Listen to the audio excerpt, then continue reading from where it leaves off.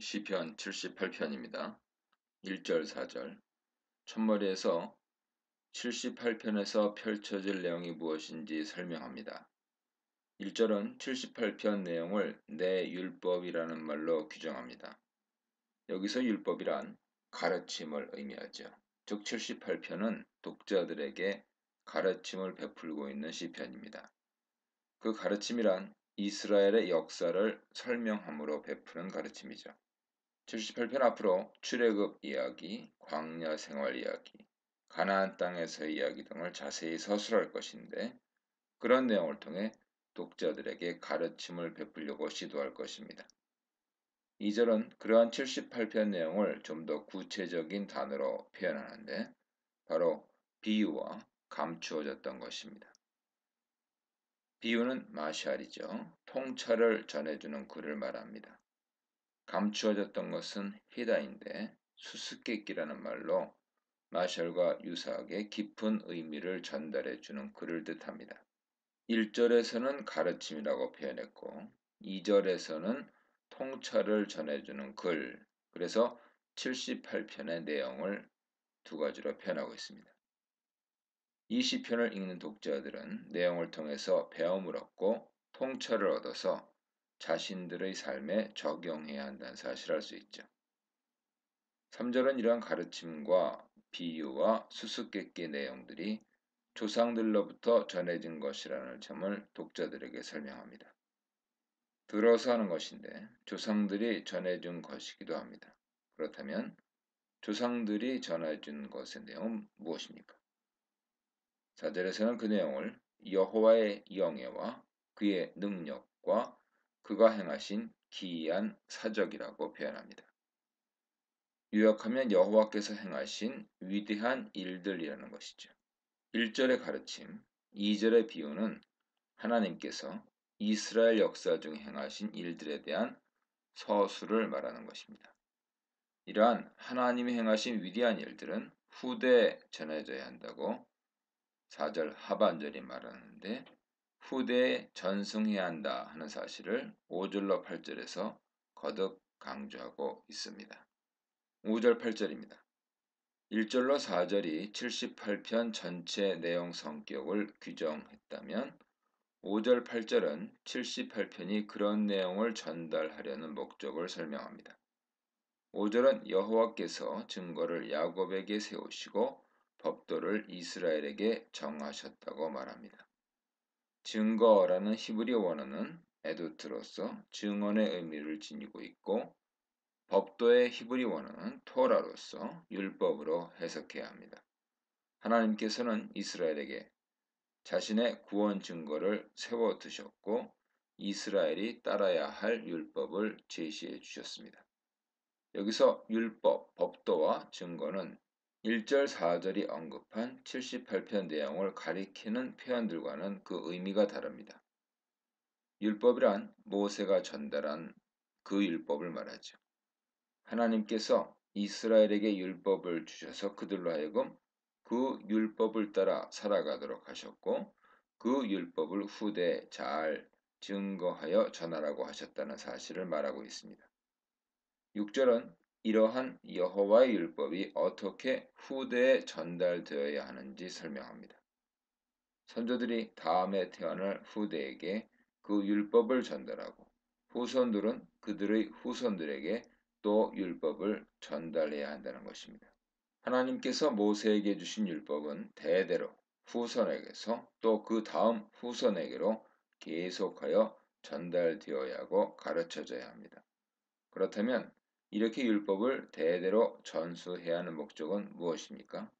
7, 8절에 그 목적이 서술되어 있습니다. 7절은 율법을 후대에 전달하는 목적이 소망을 하나님께 두게 합니다. 설명합니다. 여기서 소망으로 번역된 히브리어 원어는 케쉘인데요. 소망 혹은 확신이라는 의미를 지니고 있습니다. 율법을 전달받음으로써 삶의 소망과 확신을 하나님께 두게 된다는 것입니다. 7절은 또한 율법과 증거를 전달하는 것이 하나님께서 행하신 일을 잊지 않게 합니다. 주가 설명합니다. 하나님께서 주신 말씀, 그리고 그가 행하신 일들을 계속 전달하여 후대 자손들이 그 하나님을 잊지 않도록 잘 교육해야 한다는 것이죠. 8절은 78편의 목적 설명의 절정 부분으로서 이스라엘 후대 자손들이 선조들과 같지 않도록 교육해야 한다고 말합니다. 여기서 조상들을 완고하고 패역하며 마음이 확고하지 못하고 영혼이 신실하지 못하다 이렇게 표현합니다. 조상들은 하나님을 향한 마음이 굳건하지 못했고 하나님과의 언약 관계에 있어서 성실하지 못했습니다. 그러므로 후대 하나님의 율법과 증거를 잘 전달하여 후대 자손들은 완고하거나 패역하지 않고 마음이 확고하며 영혼이 신실하여 하나님을 온전히 섬기는 자들이 되도록 교육해야 합니다. 이를 위해 78편은 여러 가르침을 베풀려 한다. 9절로 11절입니다. 78편 본론을 시작하는 절인데요. 1절로 8절에서 78편의 내용 성격과 가르침 목적이 설명되었으므로 이제 본격적인 가르침을 시작하게 됩니다. 9절 11절은 특별히 에브라임 자손을 언급합니다. 북이스라엘 왕국을 가리키는 말이죠. 다윗 시대 하나의 왕국으로 존재했던 이스라엘이었지만 솔로몬 이후로는 남왕국 유다와 북왕국 이스라엘로 나뉘었고 그 북왕국을 가리킬 때 요셉 혹은 에브라임이라는 표현이 종종 사용됩니다. 남왕국을 대표하는 지파가 유다 지파였다면 북왕국을 지배하는 지파는 요셉 지파였고 또한 그 요셉 후손 지파 중에 에브라임 지파가 가장 강력했습니다. 그래서 에브라임이라고 하는 말은 곧 북왕국 이스라엘이라는 말과 등가의 가치를 지니게 되죠. 그런데 9절로 11절은 이러한 북왕국 이스라엘을 상당히 부정적인 필치로 묘사하고 있습니다. 9절 상반절은 북왕국이 무기와 활을 가졌다고 말합니다. 이 부분을 직역하면 활을 쏘는 자들로 무장했다가 됩니다. 북왕국에 활을 잘 쏘는 자들이 많았기에 전쟁하는 실력이 뛰어났다는 뜻이죠. 그런데 이러한 전쟁 능력에도 불구하고 북왕국은 전쟁의 날이 오자 뒤로 물러가고 말았습니다. 9절은 상반절과 하반절이 선명한 대조를 이루면서 있을 수 없는 일이 일어났음을 표현해냅니다. 전쟁 능력이 있었음에도 전쟁에서 패배한 것이죠. 그 이유는 무엇입니까? 10절에서 제시됩니다. 그들이 패배한 원인은 하나님의 언약을 지키지 아니했고 그의 율법으로 행하지 않았기 때문입니다. 언약을 지키지 않았다는 것과 율법으로 행하지 않았다는 것은 서로 깊이 연관되는 표현입니다. 언약을 지키지 않았다는 것은 언약 관계를 파기했다는 의미인데 언약을 지키기 위해서는 율법을 지켜내야 합니다. 10절 하반절은 북왕국이 하나님 율법으로 걷지 않았다고 말합니다. 걷다라는 할라크 동사는 지혜문학과 신명기에 자주 등장하는 길 이미지와 깊이 연관된 단어죠. 단순히 걷는 것 이상을 넘어서 삶의 방향, 가치를 표현해내는 상징 어휘입니다. 율법으로 걷지 않았다는 것은 단순히 율법을 지킨 적이 없다는 의미가 아니라 그들이 율법을 이해하지 못했고 하나님의 가르침을 사랑하지 않았다는 뜻이죠. 11절은 에브라임이 율법을 저버린 결과 여호와께서 행하신 일들과 그의 기이한 일들을 잊게 되었다고 말합니다. 언약을 버리고 율법을 버렸기에 결국 하나님이 행하신 기적을 잊게 된 것이죠. 하나님의 역사를 기억해야 한다는 주제는 78편 5절 8절 주제와 다시금 연결됩니다. 78편은 하나님 역사를 기억하게 하기 위해 가르침을 전달하는 시편인데 그렇게 하지 못했을 때 실패의 예로 에브라임 즉 북왕국을 들고 있는 것이죠. 그렇다면 에브라임이 잊어버린 하나님의 기이한 역사는 과연 무엇이었을까요? 그 내용이 12절부터 설명됩니다. 이 문단에서는 기억의 전달 방법 이야기, 믿음의 전승 방법, 말씀 전승. 승리의 방법, 기억과 순종에 대해 묵상해 보시기 바랍니다. 12, 16절입니다. 12절은 하나님께서 옛적에 베푸신 기적을 설명하는 첫 구절입니다. 애굽 땅 소환들에서 베푸셨다는 것은 출애굽 당시를 회고하겠다는 서술이죠. 하나님은 아브라함과 조상들에게 주신 언약을 따라서 이스라엘 백성들을 애굽으로부터 건져내셨습니다. 이를 위해서 수많은 기이한 기적들을 이스라엘 자손들에게 베푸셨죠. 문맥을 보면 9절로 11절에서 에브라임 자손 즉 북왕국 이스라엘에 하나님께서 베푸신 옛적의 기이한 일을 잊었다고 했는데 그들이 잊은 그 기이한 일이 무엇인지 이 구절에서 설명하고 있습니다. 13절은 하나님께서 바다를 가르신 사건을 언급합니다. 홍해를 가르셔서 이스라엘로 마른 땅같이 건너게 하신 일을 가리키는데 바다를 갈라 그들이 건너게 하신 장면 그리고 물이 무더기같이 서게 하신 장면을 대조하면서 이스라엘 백성들이 바다를 건너는 것이 얼마나 큰 기적인지 묘사합니다. 14절은 낮에는 항상 구름으로 밤에는 항상 불로 지키셨음을 언급합니다. 이는 구름 기둥과 불 기둥을 통해 밤낮으로 이스라엘을 지키신 것이 하나님 주신 은혜의 기적이라는 사실을 알려주는 구절이죠. 15절은 광야에서 물을 먹을 수 있도록 베푸신 기적을 언급합니다. 매우 깊은 곳에서 나오는 물처럼 반석에서 나온 물로 먹이셨다고 합니다. 여기서 매우 깊은 곳으로 번역된 언어는 투음인데요. 창세기 1장 2절에서 깊음으로 번역된 단어입니다. 하나님께서는 이 깊은 바다에 질서를 부여하셔서 윗물과 아랫물로 나누시고 아랫물은 한쪽으로 모아서 육지가 드러나게 하셨습니다.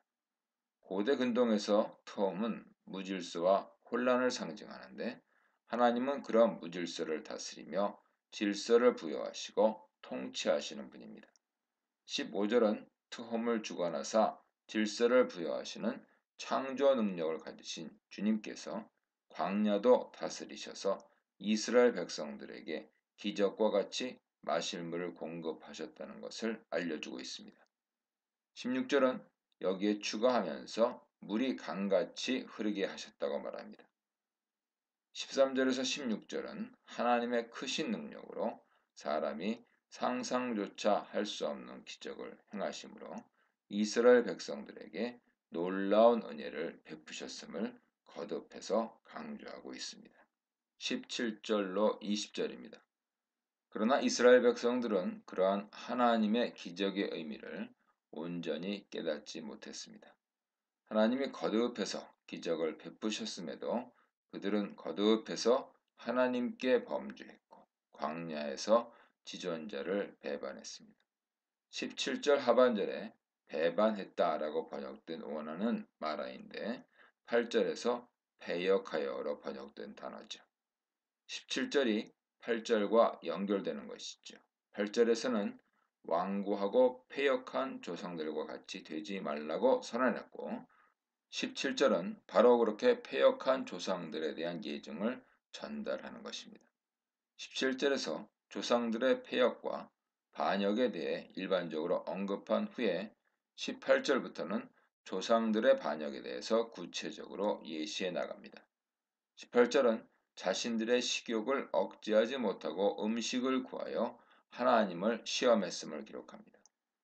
사람에게 먹을 음식이 필요한 것은 당연하나 그것 때문에 하나님을 시험하게 되면 잘못된 신앙 모습이 되고 말죠. 그렇다면 왜 이것이 잘못된 신앙 모습일까요?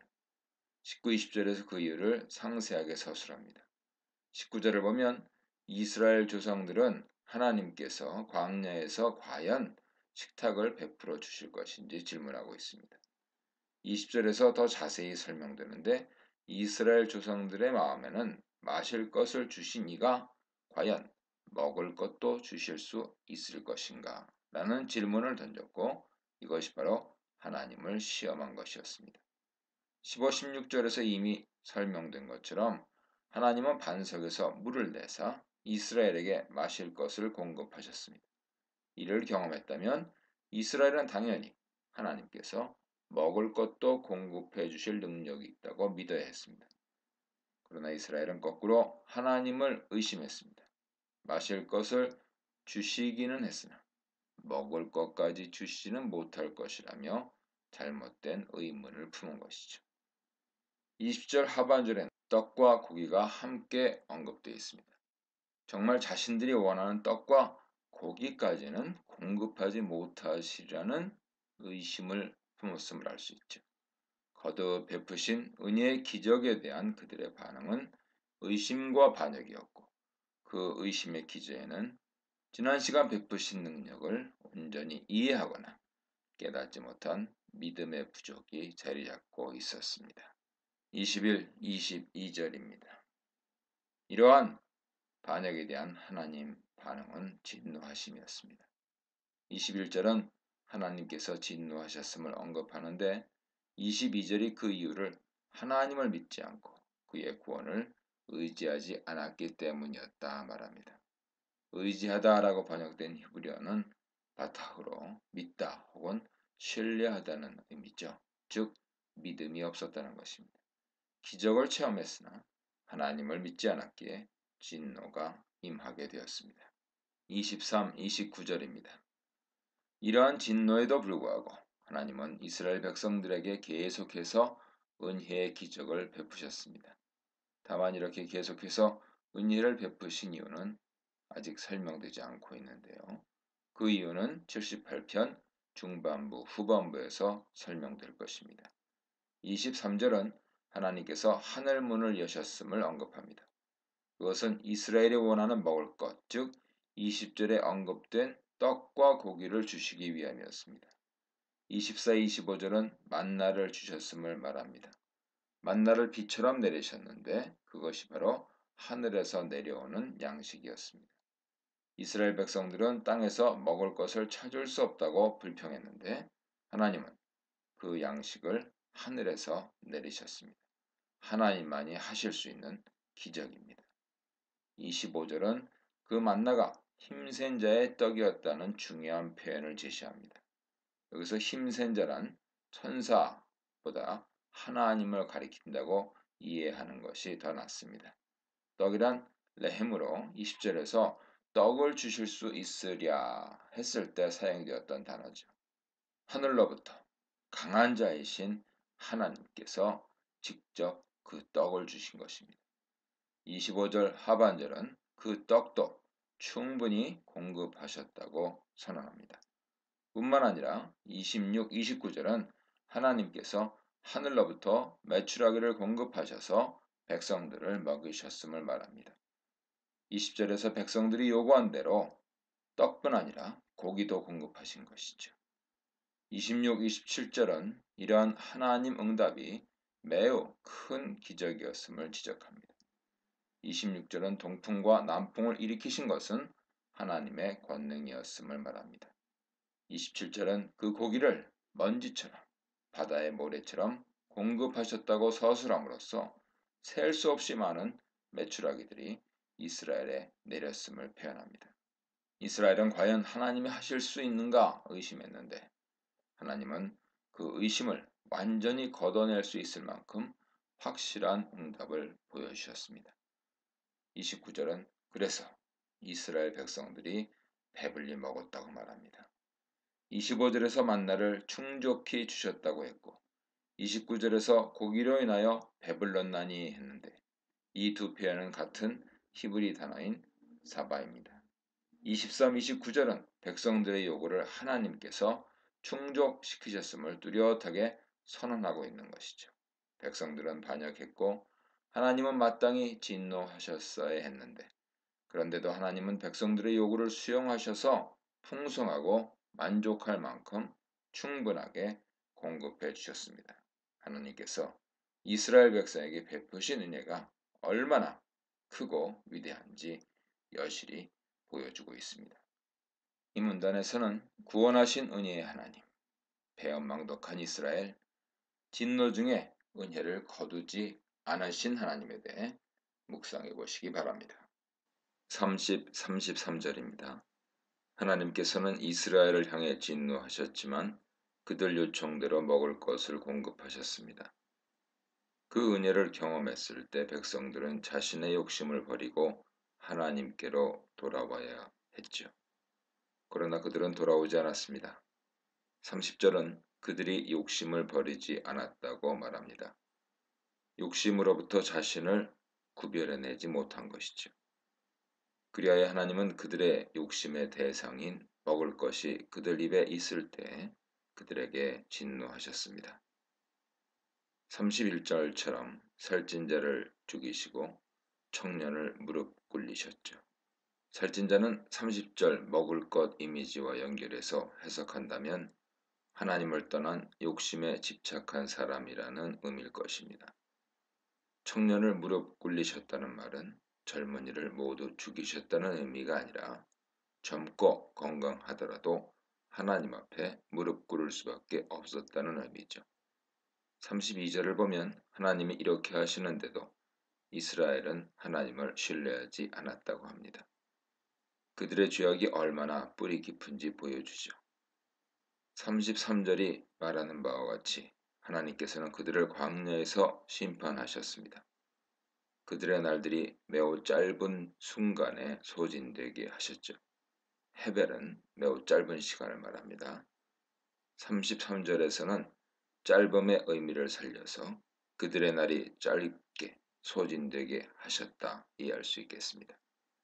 하나님은 이스라엘이 광야에서 40년을 방황하는 동안 죄악을 범한 광야 1세대가 거기서 멸망하게 하셨습니다. 그들의 광야 생활은 33절 하반절이 그려주듯이 두려움의 시간이었습니다. 하나님은 이스라엘 반역을 용납하는 분이 아니셨습니다. 동시에 하나님은 이스라엘에게 긍휼을 베푸시는 분이기도 하셨습니다. 34, 37절입니다. 하나님께서 이스라엘 백성에게 심판을 내리시자 이스라엘 백성들은 하나님께 되돌아왔습니다. 34절은 이스라엘 백성들의 반응을 세 가지 동사로 연결해서 강조합니다. 그들은 하나님께 구했고 돌이켰고 하나님을 찾았습니다. 히브리시 평행법은 상반절과 하반절의 평행으로 되어 있어서 그 둘 사이에 상관관계를 살펴야 합니다. 상반절은 하나님께서 그들을 죽이실 때 그들이 하나님을 찾았다 이고 하반절은 그들이 돌이켰고 그들이 하나님을 구했다입니다. 이것은 상반절을 하반절이 재설명하는 구조입니다.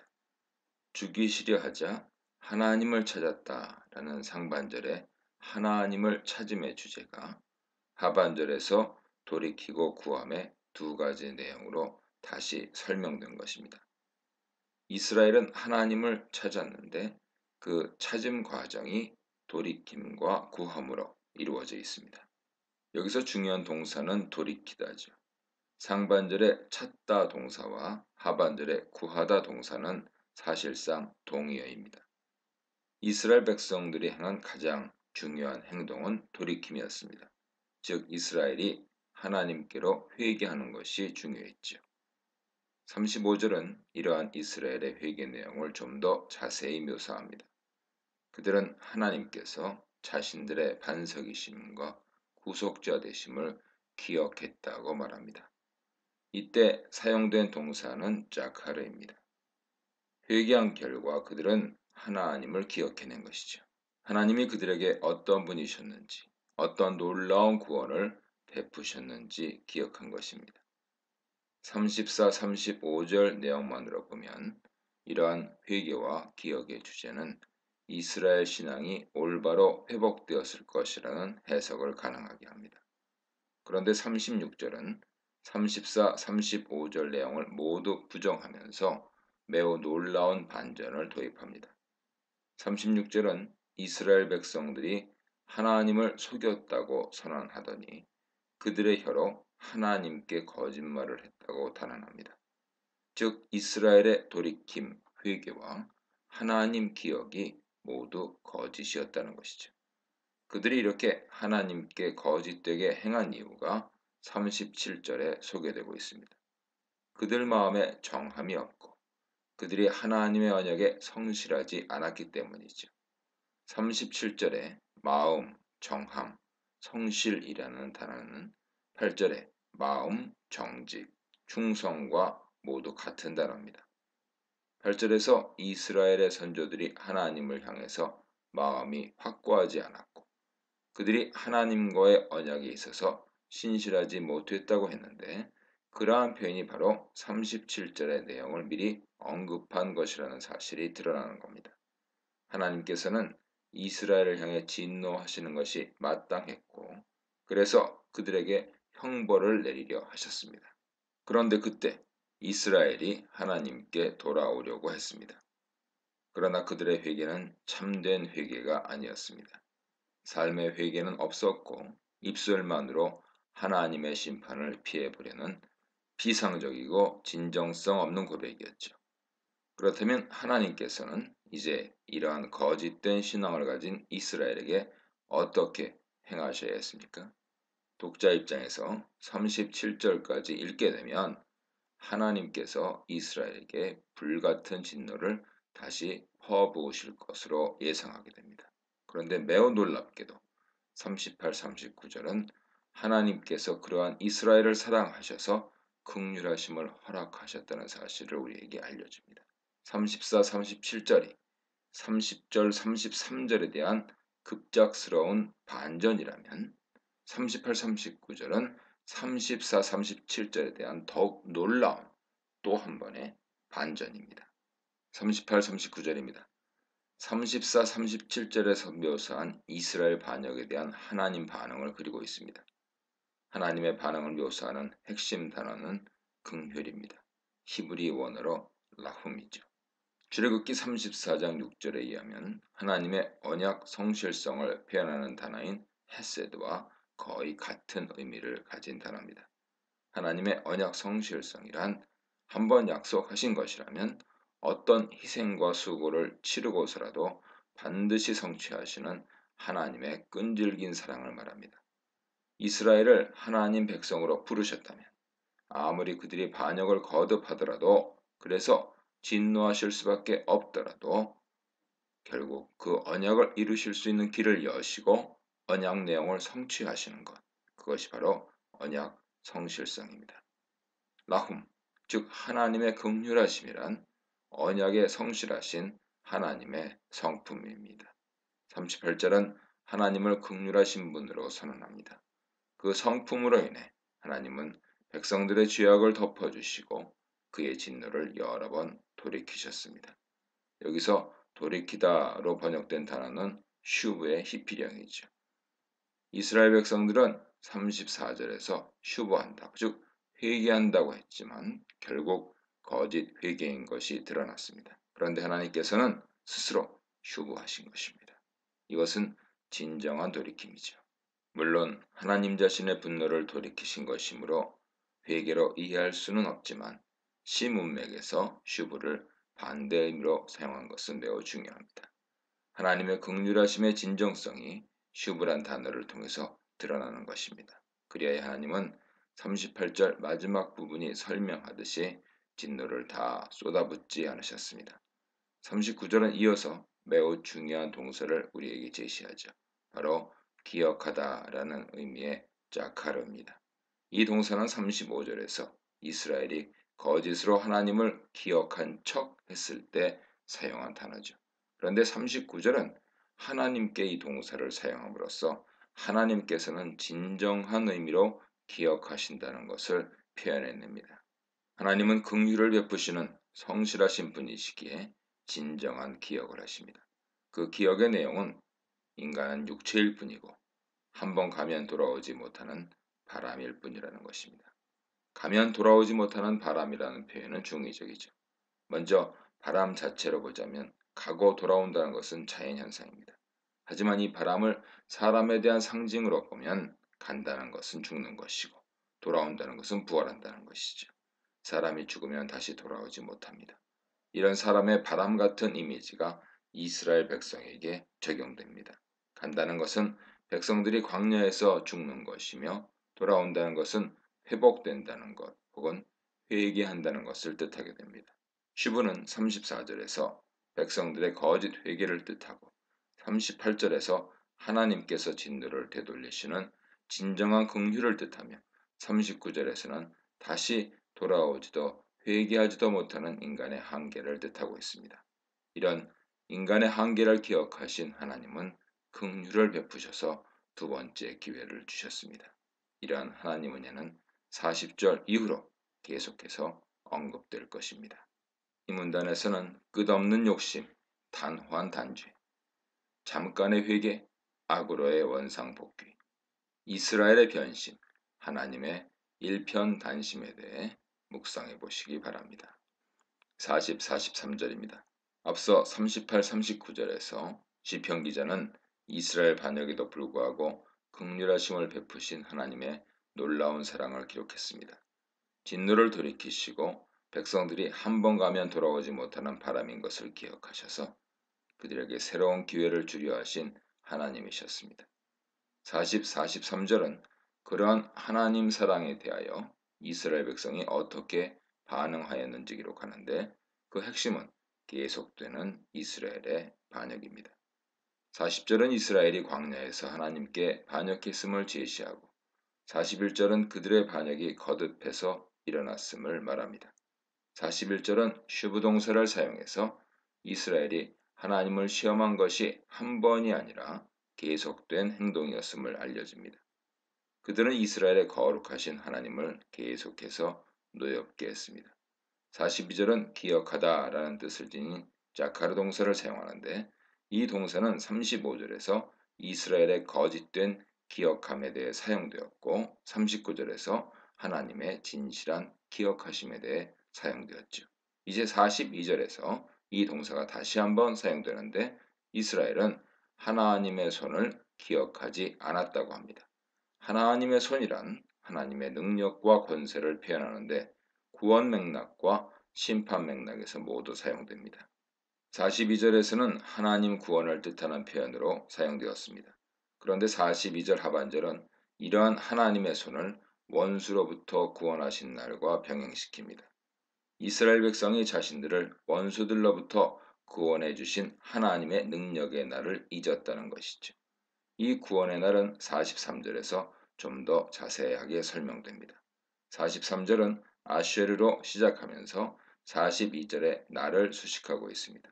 43절은 하나님께서 애굽에서 표적을 보이시고 소환들에서 징조들을 나타내신 날을 언급합니다.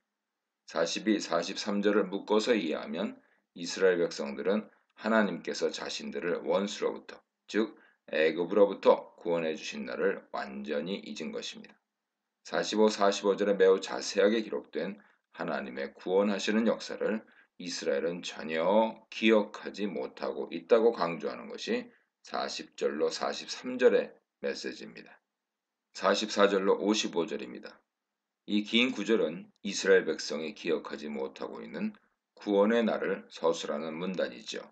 크게 보아 두 부분으로 나눌 수 있습니다. 첫째 문단은 44절로 51절이고요. 애굽에 내리신 열 재앙을 소개합니다. 두 번째 문단은 52, 55절이고요.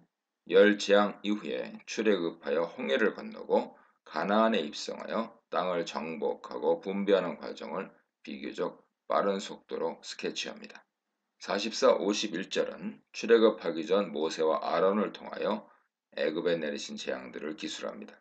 이 부분 역시 두 개의 하위 단락으로 구분해 볼 수 있습니다. 첫 단락은 44, 48절인데 여러 재앙을 간략하게 기술하죠. 둘째 단락은 49, 51절인데 10개 재앙 중 마지막 재앙인 장자 죽음 사건을 비교적 자세히 기술합니다. 첫 단락을 보면 44절에서는 피재앙을 언급합니다. 나일강을 피로 변하게 하셔서 먹을 물이 없게 하신 재앙이죠. 이 피재앙은 열 재앙 중 첫 번째 것입니다. 45절은 파리재앙과 개구리재앙을 언급합니다.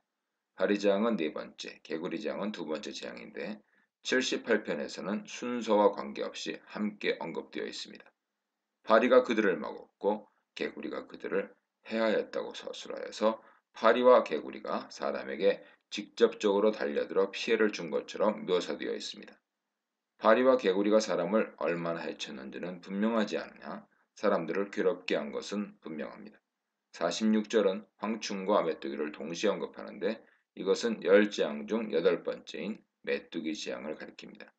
메뚜기는 애굽의 토산물과 그들이 수거한 모든 것을 먹어치웠습니다. 47절은 우박과 번개를 언급하는데 7번째 재앙을 뜻합니다. 이렇게 44, 48절은 피, 파리, 개구리, 메뚜기, 우박의 5가지 재앙을 언급합니다. 10재앙 중 절반을 언급한 것이죠. 이러한 재앙들은 애굽 사람들에게 내려졌고 그 재앙은 이스라엘 백성들에게는 42절에 언급된 바와 같이 구원의 날을 뜻했습니다.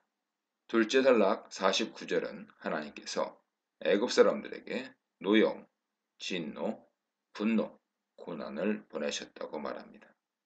노여움, 진노, 분노, 고난이라는 네 단어는 서로 비슷한 의미를 전달하는 유사 어휘들이죠. 시편 기자는 이러한 네 단어들을 동시에 언급함으로써 마지막으로 언급할 재앙이 얼마나 심각하고 무서운 재앙인지 표현하려 한 듯합니다.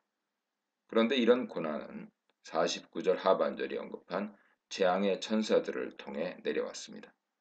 여기서 재앙의 천사들이란 아마도 10번째 재앙인 장자 죽음 재앙을 일으킨 여호와의 사자를 가리킬 것입니다. 50절 해석은 조금 까다롭습니다. 하나님께서 진노하심으로 길을 닦으셨고 그들을 죽음으로부터 붙잡아 주지 않으셨으며 그들의 생명을 전염병에 붙이셨다고 기록합니다. 여기서 전염병이 무엇을 가리키는지 명확하지 않습니다. 그러나 50절 내용 전체로 볼 때 이 전염병이란 애굽 사람들의 목숨을 대거 앗아간 재앙으로 해석해야 할 것이고 따라서 우리는 이 전염병을 10번째 재앙인 장자 죽음 사건으로 해석하는 것이 좋겠습니다. 51절은 장자 죽음 재앙을 직접적으로 언급합니다. 하나님께서 함의 장막에 있는 기력의 처음것 즉 장자들을 치셨다고 기록합니다. 이렇게 애굽에 내려진 재앙들은 이스라엘 백성들에게는 구원의 날로 기억되어야 했으나 그들은 이 날을 기억하지 않았습니다. 52절부터는 역사 기술 속도가 매우 빠르게 전개됩니다. 52절 상반절은 하나님께서 이스라엘 백성들을 양같이 인도하여 내셨다고 기록합니다. 인도하다로 번역된 원어는 나사로서 여행을 시작하다 하는 의미를 가지고 있습니다. 출애굽의 시작 장면에 대한 묘사인 것이죠. 52절 하반절은 하나님께서 그들을 광야에서 양떼같이 인도하셨다고 기록합니다. 여기서 인도하다로 번역된 단어는 나학으로서 한국어 번역과 같이 인도하다 하는 의미를 가지고 있습니다. 하반절은 출애굽 이후 하나님께서 인도해 가시는 과정을 서술하고 있음을 알 수 있죠. 52절은 결국 출애굽 여정의 시작과 그 이후의 과정을 통해서 하나님께서 이스라엘을 목자처럼 인도하셨다는 것을 표현하고 있습니다. 53절은 이런 하나님의 인도하심을 홍해를 건넌 사건에 적용합니다. 상반절은 이스라엘 백성들에게는 두려움이 없었다고 표현하고 하반절은 바다가 이스라엘의 원수 애굽을 덮었다고 말합니다. 상반절과 하반절이 극명한 대조를 이룸으로써 하나님께서 언약 백성은 구원하시고 원수는 심판하셨음을 보여줍니다. 출애굽 사건과 홍해 사건은 42절이 언급한 하나님의 구원의 날임이 분명합니다. 54, 55절은 가나안 입성, 정복, 기업 분배 사건을 간략하게 서술하죠. 54절은 하나님께서 이스라엘을 거룩한 영토로 인도하셨는데 그 거룩한 영토가 바로 그의 오른손으로 만드신 산임을 말합니다. 하나님께서 오른손으로 만드신 산이 어떤 산인지 54절이 직접적으로 언급하지는 않지만 68절 이하를 생각해 보면 예루살렘 시온산을 뜻하는 것이 거의 확실합니다. 55절은 하나님께서 열방을 이스라엘 앞에서 쫓아내심 즉 정복전쟁이죠. 그리고 소유를 분배해 주심 즉 기업 분배죠. 이것을 언급하고 마지막으로 이스라엘 지파들이 가나안 장막에 살게 되었음을 기술합니다. 하나님께서는 이스라엘 백성들에게 구원의 날을 베푸셔서 가나안 땅에서도 승리하게 하셨습니다. 이처럼 44, 55절은 애굽 땅에서 경험한 하나님의 구원의 날과 가나안 땅에서 경험한 하나님의 구원의 날을 묘사합니다. 이러한 구원의 날을 이스라엘이 기억하지 않았다는 것이 40, 43절의 메시지입니다. 이런 구원의 날을 잊었기에 이스라엘은 범죄 가운데 실족하는 데까지 이르게 되는데 이것은 다음 본문인 56절 이하에 기록되어 있습니다. 이 문단에서는 불평과 불신의 광야, 애굽으로부터의 구원, 광야의 인도, 가나안 정복에 대해 묵상해 보시기 바랍니다. 56, 58절입니다. 하나님께서는 이스라엘을 애굽에서 건져내시고 가나안 땅을 얻게 하셨습니다. 이스라엘은 반역을 거듭했으나 하나님은 그들에게 기적을 행하심으로 언약의 성실한 모습을 보여주셨습니다. 그러한 구원의 은혜를 경험한 이스라엘은 가나안 땅에서 하나님을 신실하게 섬기는 것이 마땅했습니다. 그러나 그들은 또다시 반역했지요. 그 반역 내용이 56, 58절에 기록되어 있습니다. 56절은 이스라엘이 하나님을 시험하고 반항하고 명령을 지키지 않았다고 언급합니다. 시험하더러 번역된 나사는 18절과 41절에 사용된 단어죠. 특별히 41절에서는 광야에서 거듭 하나님을 시험했음을 지적할 때 사용되었습니다.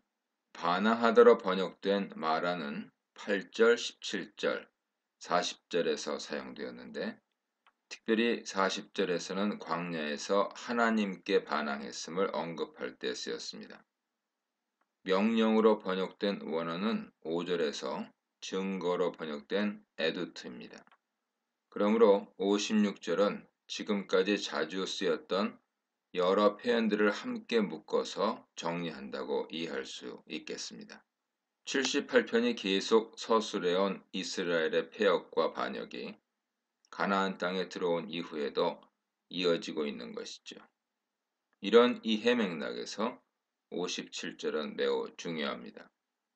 이스라엘이 그들의 조상들 같이 행했다는 것이죠. 이 표현은 55절까지 설명한 선조들의 죄악상이 출애굽 시대 이후의 후손들에게 동일하게 일어났음을 알려줍니다.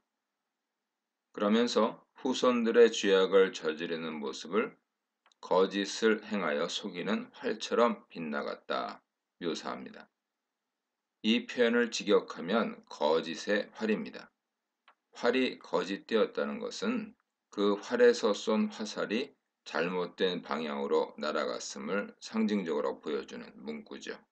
이스라엘 백성들은 겉으로 보기에는 하나님의 백성이었지만 사실은 전혀 다른 방향의 삶을 살았다는 것입니다. 이러한 거짓의 활 같은 이스라엘 모습이 58절에 선명하게 기록됩니다. 바로 산당에서 하나님을 노엽게 했다는 점이죠.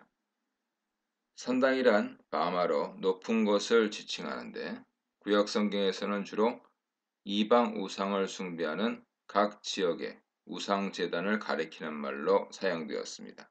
58절 하반절은 이런 그들의 우상 숭배가 하나님을 진노하게 했다고 말합니다. 여기서 진노하다로 번역된 원어는 카나인데 질투하다 하는 의미죠. 이때 질투는 인간적인 시기의 감정이 아니고 거룩하신 하나님께서 받으셔야 할 경배를 거짓된 우상에게 바쳤기에 드러내시게 된 의로운 분노를 가리킵니다. 59, 64절입니다. 우상 숭배로 인해서 질투하게 되신 하나님은 결국 진노하시게 되었다는 사실을 59절 상반절이 보여줍니다. 59절 하반절은 한 걸음 더 나아가 하나님께서 이스라엘을 크게 미워하셨다라고 기록합니다. 여기서 미워하다로 번역된 원어는 마스인데 거절하다 하는 의미죠. 하나님은 이스라엘을 완전히 거절하시게 되었다는 것입니다. 그렇다면 하나님께서 이스라엘을 거절하셨다는 것은 무슨 뜻일까요? 그 내용이 60절로 64절에 자세하게 기록되어 있습니다.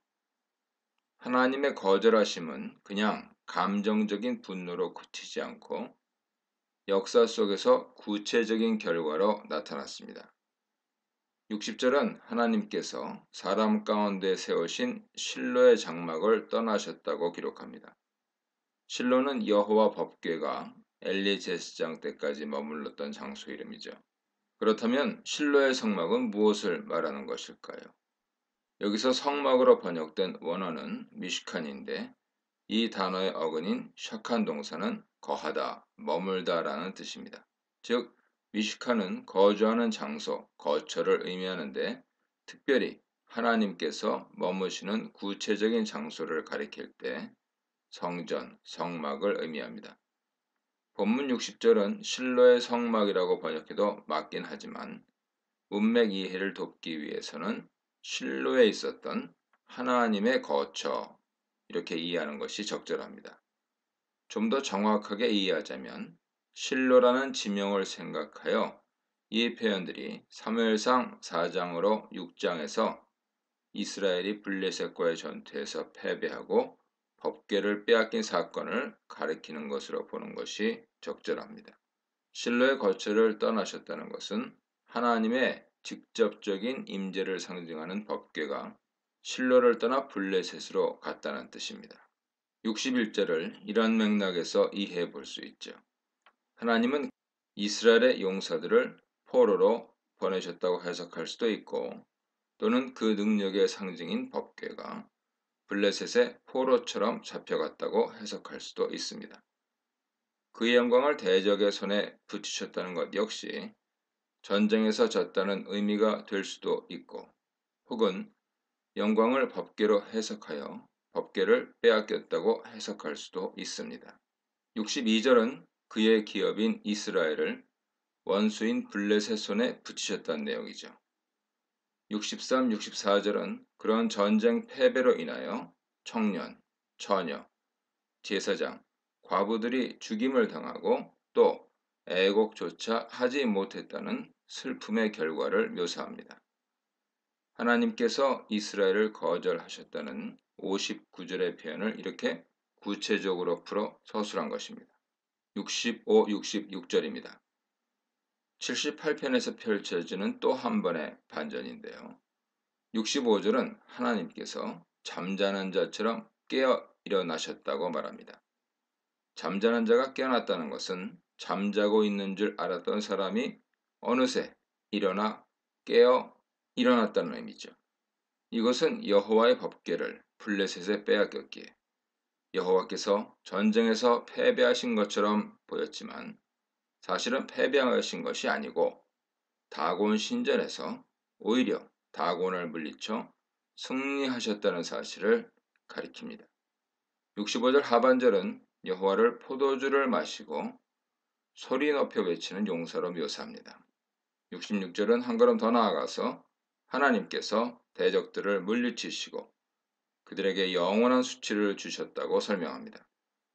사무엘상 5장, 6장을 읽어보면 하나님께서 블레셋 성읍들의 저주를 내리심으로 승리를 거두셨음을 알 수 있습니다. 하나님은 패배하는 분이 아니고 승리하는 영광의 왕이십니다. 67, 72절입니다. 지금까지 이스라엘 백성들의 반역, 그에 대한 하나님의 진노와 긍휼, 하나님의 승리 등을 묘사한 모든 내용은 이 결론부를 도출하기 위한 긴 과정이었습니다. 67절은 하나님께서 요셉 장막과 에브라임 지파를 거절하셨다고 말합니다. 거절하다 하는 원어는 마스로서 59절에서 하나님께서 이스라엘을 거절하셨다 했을 때 사용된 단어죠. 에브라임의 죄는 이스라엘의 조상들이 광야 및 가나안 정착 초기에 저지른 죄를 그대로 반영하기에 하나님은 북왕국을 버리셨다는 것이 주요한 주장인 것을 독자는 이제 명확하게 깨닫게 됩니다. 그렇다면 북왕국을 버리신 하나님은 누구를 선택하셨습니까? 이것이 68로 72절의 관심사입니다. 하나님은 유다 지파와 시온산을 택하셨고 그분의 성소를 영광스럽게 지으시고 그 기초를 영영히 든든하게 하셨습니다. 70, 72절이 78편의 최종 결론이며 동시에 핵심이죠. 하나님은 그 종 다윗을 선택하셨습니다. 그는 원래 양을 치는 목자였으나 하나님께서는 그를 부르셔서 이스라엘의 목자가 되게 하셨죠. 앞서 52절은 하나님께서 이스라엘을 양떼처럼 인도하셨다고 표현하여서 하나님께서 이스라엘의 목자 되심을 말한 바 있는데, 이제 결론부에 이르러서는 그 하나님의 목자 되신 능력과 권세가 다윗이라는 인물에게 위임되고 있음을 선언하는 것입니다. 72절은 그 다윗이 온전한 마음과 영철이 가득한 실천으로 목자의 사명을 감당했다고 표현합니다. 78편은 이스라엘 백성들의 반역으로 에브라임 즉 북왕국을 하나님께서 거절하셨지만 남왕국 유다 가운데 다윗 가문을 선택하셨고 그에게 목자의 사명을 부여하셔서 그 다윗 집이 이스라엘을 다스려가고 있음을 72절이라고 하는 긴 분량의 내용을 통해 서술한 것입니다. 이 문단에서는 약속의 땅에서의 반역, 하나님의 심판, 하나님의 은혜에 대해 묵상해 보시기 바랍니다. 계속되는 나의 사역 속에서 하나님께서 어떻게 개입하시는지에 대해 생각해 보시기 바랍니다.